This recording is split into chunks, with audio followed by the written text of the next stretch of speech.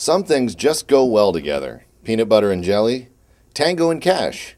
How about books, cabaret, and flowers? I often joke that we were looking for businesses that were economically stable in the time of an economic crunch. Used books, entertainment, and flowers. This building on the north side of Youngstown is actually home to 3 businesses. On one end is Full Circle Florist, owned by Rod Kuntz, who tells us the significance of the name. When I was 16 years old, my very first job was at Hulbert's Florist in Hubbard, Ohio. Making $1 an hour as a delivery boy. And all these many years later, I lived in Los Angeles and went full circle in my life and ended up back buying a floor shop. On the other end is the Dorian bookstore, owned by Jack Peterson. It's what is known as a used, rare antiquarian bookstore. And in the middle is their cabaret theater, Music at Madison. And the whole thing is called home by a third occupant, their unofficial mascot, Ernie. He's about 25 pounds, and he's hilarious. And he knows it.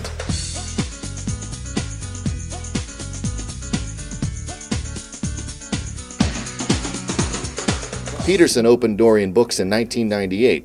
He says he doesn't try to compete with the chains like Barnes & Noble. People come to me because I have things that they cannot get anywhere else. They're out of print, they're rare. And the charm of this next book can't be downloaded to a Nook. This is called Lady Coddington's Pressed Fairy Book, about 2 little girls in Victorian England who out in the garden would take big books and they would see a fairy and they would snap the book shut and catch the fairy inside the book. I love this part in the back. Sealed by Lady Coddington for the protection of the innocent. These are the dirty pictures.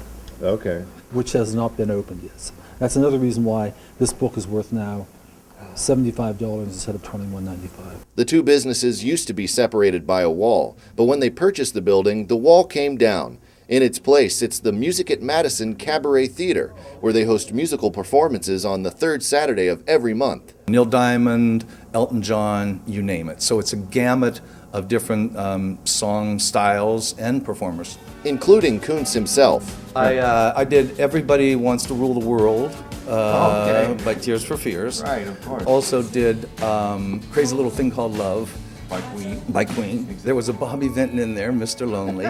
Kuntz and Peterson say they still have a lot of plans for the building, and they love being part of the community. We believe in the North Side, and we believe in the city. And I hear this all the time too, Mike, that people inevitably after a show the first time they say, this is so wonderful, and it's like you're not even in Youngstown. I go, no, this is wonderful, and we're in Youngstown. For the Daily Buzz, I'm Michael Moliterno.